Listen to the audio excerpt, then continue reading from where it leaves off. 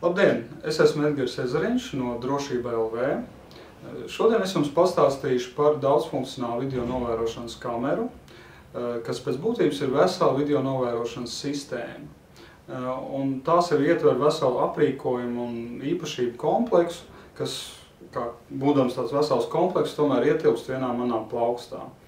Un šī ir tāda kompakta kamera no ražotāja Hikvision, viena no jaunākajām IP kamerām, ar kodu DS2CD 2432F WI. Un pastāstīšu vairāk, ko tas nozīmē šis kompleksais risinājums. Tad viņi sevī spēj veikt video novērošanu.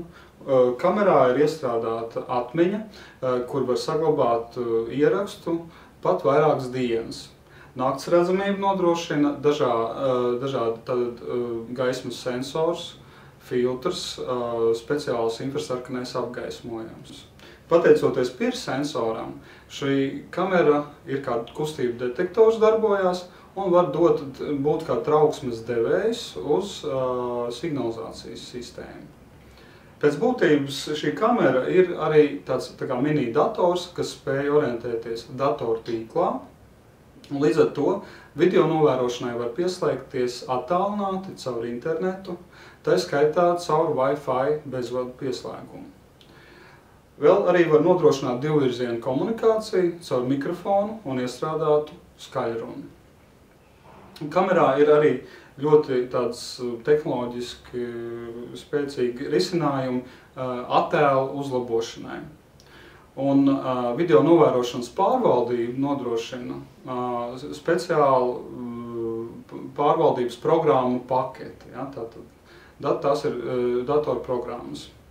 Un vēl daudzas ir funkcijas, un neticami, ka tiešām var šādā mazā kompaktā korpusiņā to visu ietvert, bet šodien mēs apskatīsimies visas šīs īpašības darbībā un pārliecināsimies, ka tas tiešām tā strādā.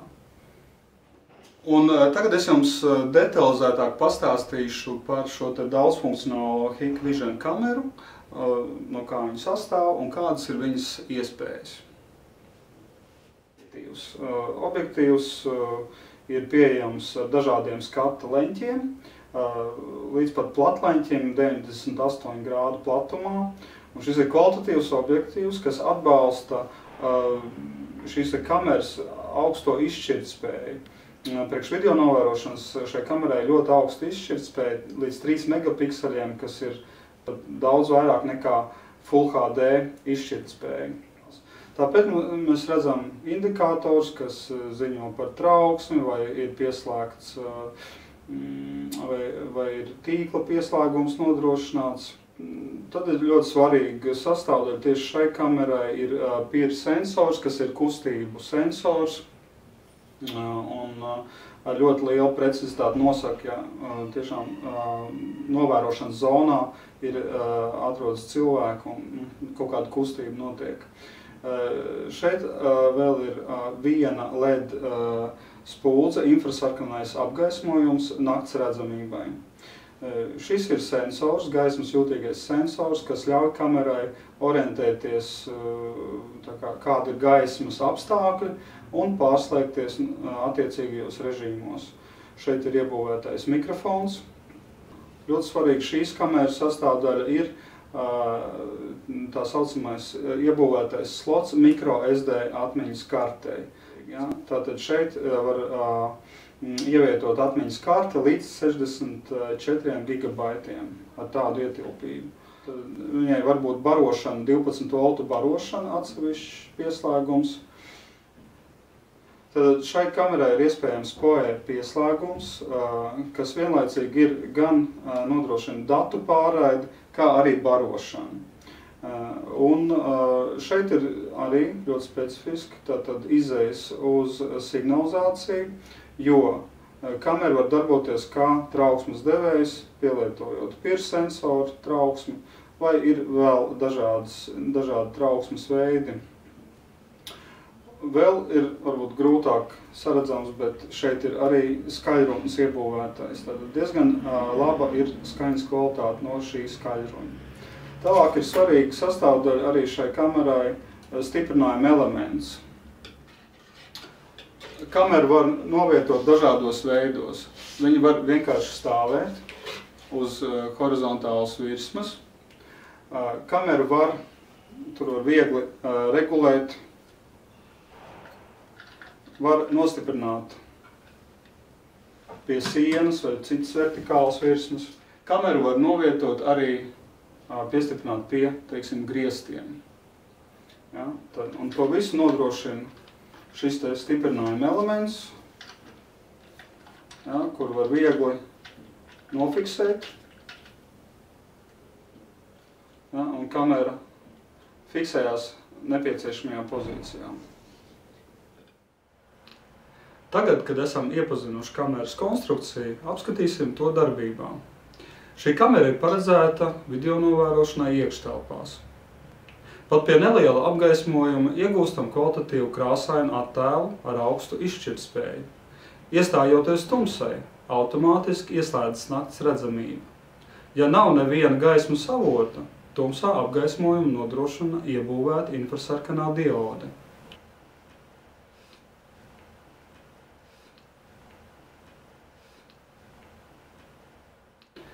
Arī pilnīgi tumšā telpā iespējams atpazīt personu un vērot tās darbības.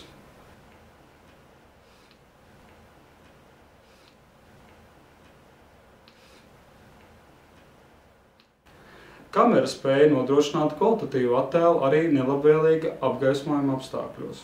Piemēram, kad filmējamais objekts atrodas ēnā uz spilgtas gaismas fona. Šo uzdevumu paveic īpašas tehnoloģijas ar attēlu uzlabošanas funkciju. Kā redzam, dotā kamera, atrodoties iekštelpās, var nodrošināt arī ārā skata filmēšanu caur logu. Tālāk es jums nodemonstrēšu kameras pieslēgšanas un konfigurēšanas iespējas. Pat pirmā darbība kamera ir ieslēgta. Lūk, ir mūsu kamera. Viņa pieslēgta pie tīkla. Dotajā gadījumā mēs izmantojam to priekšrocību, ka viņai ir barošana iet caur datu vadu, caur datoru tīkla pieslēgumu. Un es palaižu ar programmiņu SADP.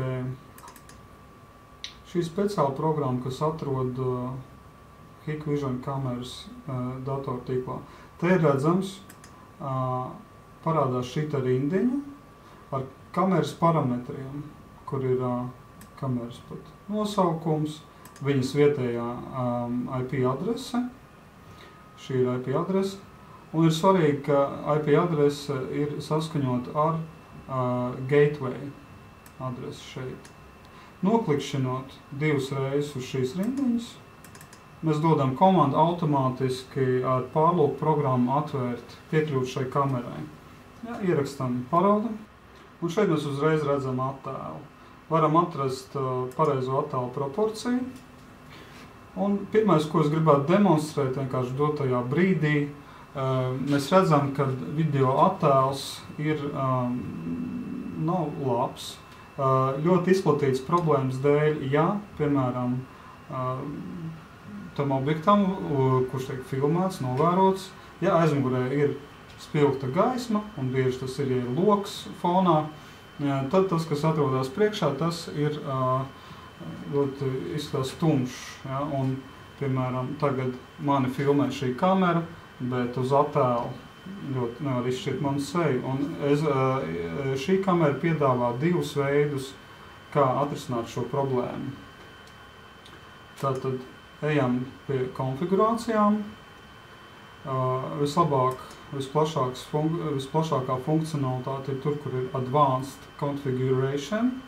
Skatāmies Image, Display Settings. Un ir divi veidi, kā risināt šo problēmu. Vai nu ar BLC, Backlight. Un tagad rādīšu, ieslēdzam Wide Dynamic Range. Spiežam On. Un uzreiz redzam, ka bilde ir izmainījusies.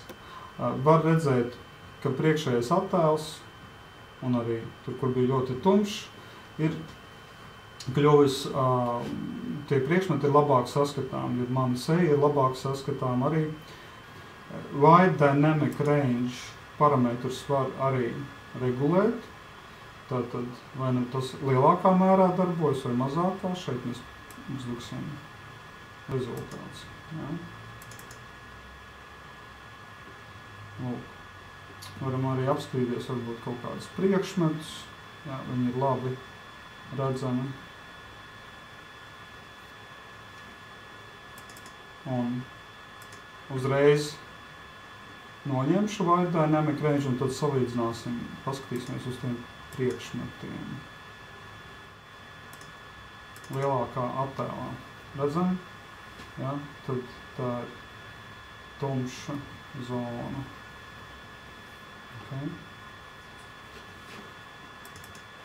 BLC, jeb Backlight Compensation Area, tas ir vēl viens veids, kā risināt fona košo gaismu.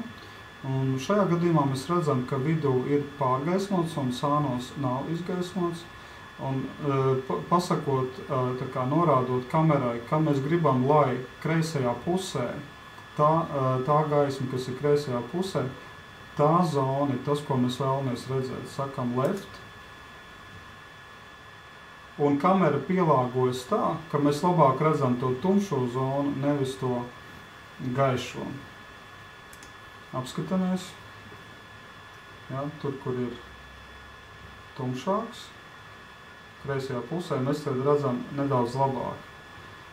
Bet ar Backlight Compensation mēs redzam, ka varbūt nav tik patīkami kā ar Wide Dynamic Range. Tas rezultāts, jo tā loks, kas ir izgaismots, tur mēs neko neredzam, viņš ir pārgaismots. Tad atsevišķos gadījumos labāk ir BLC izmantot, dotajā gadījumā izskatās, ka tomēr labāk Wide Dynamic Range strādās. Tad es to uzlieku atpakaļ. Un redzam, ka fonā ir nedaudz niansētāk. Izskatās arī debesis redzam savu logu un tam līdzīgi. Uzstādīt, kas saistīts ar attēlu, mēs varam uzstādīt, kāds datums tiks attēlots, kameras nosaukums, šajā gadījumā kamera 01 paliek, datuma formāts saglabājam, un vēl es vēlos, lai uz ekrāna tiktu rādīt šīs kameras nosaukums, piemēram. Un atzīmējam ķeksīt, lai šis kameras nosaukums tiktu rādīts. Saglabājam. Tālāk parādīšu šīs kameras ierakstu funkciju. Noformatēsim atmiņas karti. Ejam Advanced Configurations, Storage un sadaļa Storage Management. Redzam, ka mums šeit uzrādās karte. Vienkārši atķeksējam šeit un noformatējam.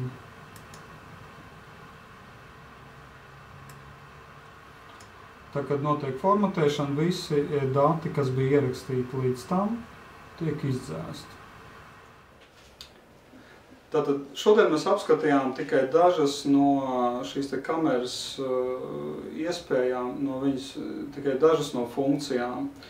Un visam, protams, nebūs laika. Ja jūs vēlaties uzzināt kaut ko vairāk, noteikti vērsieties pie mums, kontaktējieties ar Drošībai LV, un mēs jums pastāstīsim. Protams, ņemiet vērā, ka šodien mēs rādījām filmēšanas apstākļus, kas ir īpaši izaicinoši, īpaši grūti atrisinām priekš video novērošanas, jo tad filmēšana pret logu, kur ir spoža gaisma, ja, tā vienmēr ir nopietna problēma, ko ir grūti atrisināt lētākām vai netik jaudīgām kamerām. Un kā jūs redzējāt, Hikvision ar to tiek galā tīri labi un pat ļoti labi, es uzskatu. Tāpēc, protams, pie labvēlīgākiem apstākļiem jūs varēsiet pilnībā izbaudīt augsto šīs kameras izšķirtspēju, 3 megapikseli, noteikti neaizmirsiet to, jo jūs varat iegūt varbūt pat ļoti platu skata leņķi un katra detaļa būs pietiekoši augstā izšķirtspējā, kas ir īpaši svarīgi video novērošanas, veicot video novērošanu. Lūk, tātad sekojot līdzi mūsu jaunumiem, un man bija prieks jums stādīt priekšā šo kameru, un uz tikšanos!